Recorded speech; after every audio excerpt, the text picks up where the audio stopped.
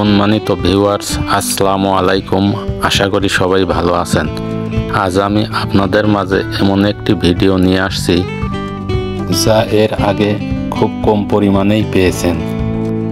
তাই ভিডিওটি না দেখে কেউ কোথাও যাবেন না, একটু ধৈর্য ধরে দেখেন, অনেক কিছু জানতে পারবেন।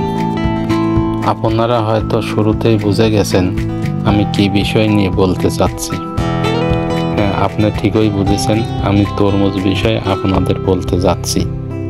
আমরা ছোট বড় সবাই তরমুজ খাই। তরমুজ পছন্দ করে না এমন লোক খুঁজে পাওয়াই কঠিন। আমরা যে তরমুজ খাই এটা কি শুধু মুখের স্বাদেই খাই, নাকি তরমুজ খেলে কোনো উপকার আছে বা কি কি উপকার আছে এ বিষয়ে কিন্তু আমরা কেউ জানি না।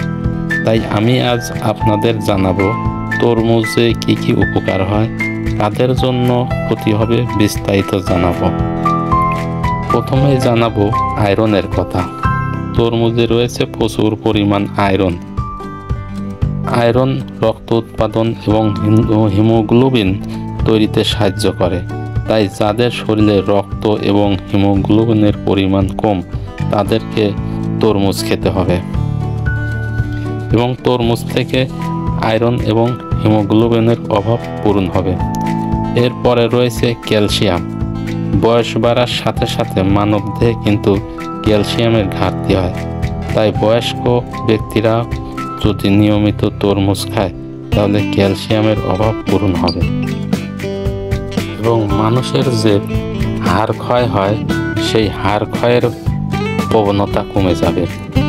আর তরমুজ যেহেতু নরম, তাই বয়স্ক ব্যক্তিরাও খুব সহজেই খেতে পারবে। ভিটামিনের কথা যদি বলি তাহলে সবচেয়ে বেশি পরিমাণ রয়েছে ভিটামিন সি।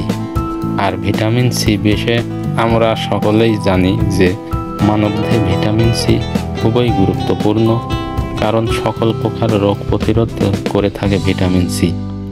আর সেই ভিটামিন সি আমরা তরমুজ থেকে পেয়ে থাকি। তারপরে রয়েছে ভিটামিন এ। তরমুজে রয়েছে প্রচুর পরিমাণে ভিটামিন এ। আর ভিটামিন এর কারণে চোখের দৃষ্টিশক্তি বৃদ্ধি পায়। তাই আমরা নিঃসন্দেহে বলতে পারি তরমুজ খেলে চোখের দৃষ্টিশক্তি বৃদ্ধি পায়। তাই চোখের সমস্যা সমাধানের জন্য ছোট বড় সকলেই আমরা তরমুজ খেতে পারি। এবং তরমুজে যেহেতু ভিটামিন সি এবং ভিটামিন এ রয়েছে, তাই তরমুজ অ্যান্টিঅক্সিডেন্ট হিসেবে কাজ করে।